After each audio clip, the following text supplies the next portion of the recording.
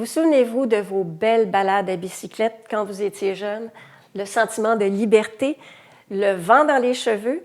Eh bien, À vélo sans âge peut vous permettre de revivre ces beaux moments. J'ai avec moi Madame Annie Gauthier, qui est ambassadrice de À vélo sans âge. Bonjour Annie. Bonjour, quelle belle introduction vous venez de faire. Bien, ça décrit un peu ce que vous permettez de vivre. Qu'est-ce que c'est Tout à exactement fait. À vélo sans âge? À Vélo sans âge, notre mission, c'est de redonner le sentiment de liberté au grand air aux personnes aînées ou à autonomie réduite en leur offrant gratuitement des balades en cyclopousse. Ces balades-là sont offertes par des cyclistes bénévoles de la région. Alors, ça permet du même coup de créer des nouvelles relations sociales et intergénérationnelles au sein de la communauté. Alors, ce ne sont pas les aînés là, qui pédalent, là. Et on a des aînés qui Ah pédalent. oui? Alors, on a les jeunes aînés souvent qui pédalent pour des aînés plus avancés en âge. Mais il n'y a pas d'âge de limite pour être pédaleur. Alors, c'est vraiment selon l'autonomie de chacun. Alors, c'est véritablement un vélo avec à l'avant un fauteuil et l'aîné peut s'y asseoir. Alors, c'est ça, c'est des vélos cargo qu'on appelle. Alors, on a un vélo à banquette où on a deux places, deux aînés qui peuvent s'asseoir, le cycliste en arrière. On a aussi acheté cette année un autre modèle qui permet de glisser un fauteuil roulant sur une plateforme. Ah oui? Parce qu'en CHSLD, il y avait vraiment peut-être juste un 10-15 des gens qui pouvaient bénéficier des balades sur le vélo à banquette. Alors qu'en fauteuil roulant, là, on a augmenté peut-être à 50 là, la clientèle en CHSLD qui peut venir bénéficier des balades à l'extérieur. Est-ce que le proche aidant peut accompagner? Pour l'instant, non. Mais ça va être souvent, comme en CHSLD, ça va être deux résidents qui vont s'asseoir ensemble, qui vont jaser. Le cycliste bénévole les accompagne. Les gens en déficience intellectuelle aussi qui reçoivent le service. On a 2 centres de jour qui reçoivent le service des balades. Ça va être, encore là, c'est des collègues du centre de jour qui viennent ensemble pour la balade en cyclopousse. Parce que souvent, les balades sont offertes le jour. Là, Alors, parlons-en du territoire. Vous me dites qu'il y a deux CHSLD. Oui. Bien, dans le fond, on a 6 organismes qui ont participé au projet cette année. On a les 2 CHSLD de Belleuil, donc CHSLD Marguerite-Adam, CHSLD des Pometiers. On a la Société Alzheimer, Mascoutin-Vallée des Patriotes, qui est embarquée dans le projet. On a 2 organismes en déficience intellectuelle, le Parrainage civique de la Vallée du Richelieu et l'AVRDI, qui est l'Association de la Vallée du Richelieu en déficience intellectuelle, qui offre des balades à leurs membres. Et on a un dernier organisme qui est l'Association des personnes handicapées.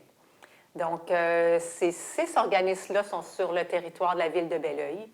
Alors, cette année, les balades ont eu lieu là, sur les pistes cyclables, dans les quartiers tranquilles, le Tour du Golfe de Belleuil, qui est vraiment un circuit très agréable, le bord de l'eau, dans les tronçons qui sont plus sécuritaires.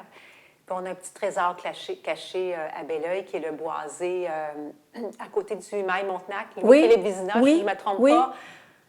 À chaque fois que nos passagers circulent dans ce boisé-là, il y a toujours un sentiment de « Wow, ça fait du bien! » De plénitude. C'est bon, vraiment. Là. Il y en a, ça fait des années qu'ils ne sont pas allés se promener dans un boisé. Là, donc, ce petit boisé urbain-là, il est très, très précieux.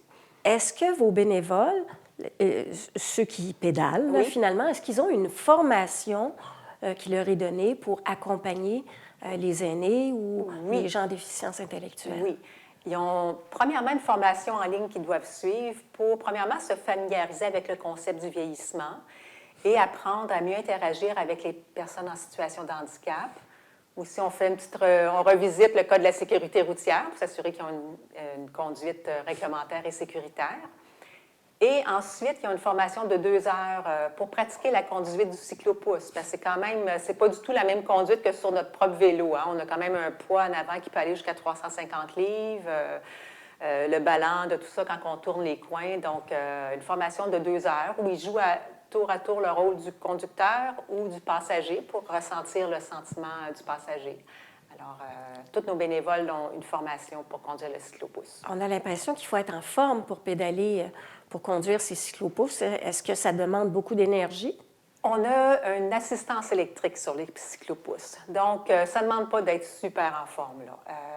Le cycliste a le choix de mettre beaucoup d'assistance pour pas s'efforcer du tout, mettre juste un petit peu d'assistance s'il y a le goût de se remettre en forme. Donc, on a des cyclistes qui ont le goût de se remettre en forme, ils mettent peu ou pas d'assistance pour permettre De faire un de peu faire plus de l'exercice. cardio. C'est ça, oui. Alors là, on est à la fin novembre. J'imagine que les balades sont terminées. Les balades sont terminées. Le cyclopousse est rangé depuis la fin octobre. Alors, les balades ont lieu là, de début mai, fin octobre. On s'adapte selon la température. Et si on regarde l'année 2023, qui a été quand même assez pluvieuse. On a eu beaucoup de défis cette année. Oui. Hein? De la pluie, des orages, des tornades, du smog, les feux de forêt, des chaleurs quand même accablantes. Donc, malgré ça, on a quand même offert près de 200 balades. Puis on a couvert toute la saison. Là. Tout le monde en a bien profité. C'était vraiment une belle saison, surtout qu'on avait 2 vélos maintenant qui circulaient. Alors, vous avez 2 vélos. Bien, on a eu 2 vélos qui ont circulé cette année parce qu'on avait le vélo à banquette plus le vélo à plateforme pour le fauteuil roulant. Puis, en fin de saison, on a eu un 3e vélo qui est arrivé. Donc, il n'y a pas eu le temps de rouler encore, là, mais un 3e vélo à banquette qui est maintenant stationné au Richelloise à McMasterville. Donc, l'année prochaine, on a le territoire de McMasterville aussi qui va pouvoir bénéficier des balades. Est-ce que vous obtenez des commandites pour acheter ces vélos? Alors, on reçoit des subventions, on a des commanditaires aussi qui sont très généreux parce que c'est quand même de l'équipement qui est assez dispendieux, là, entre 10 et 18 000 par vélo. Oh là là! Alors, oui. Il y a vraiment des généreux commanditaires et subventions et on en cherche toujours d'ailleurs. On a des belles sur le côté de nos vélos, on peut afficher les logos de nos commanditaires. Ah, donc, ça peut être intéressant. C'est des entreprises de la région qui désirent s'afficher. On a maintenant et 3 vélos. c'est s'associer avec un organisme qui fait du bien dans sa communauté. Oui, tout à fait. Alors, c'est une belle façon pour une entreprise de manifester son implication sociale au sein de sa communauté. Si on voulait être bénévole chez vous, qu'est-ce qu'on fait? On m'écrit. On écrit à Vélo sans âge, où on visite le site Internet. Là, il y a quand même plusieurs informations. Il y a un formulaire à compléter qu'on reçoit, puis ensuite, on communique avec les gens là, pour voir la fréquence à laquelle ils veulent pédaler, quelle clientèle, leur disponibilité, tout ça. Alors, on s'adapte. Il ne faut pas avoir peur, penser que c'est un engagement nécessairement à chaque semaine. Si quelqu'un a juste quelques disponibilités durant l'été ou qui part en vacances, il n'y a pas de problème.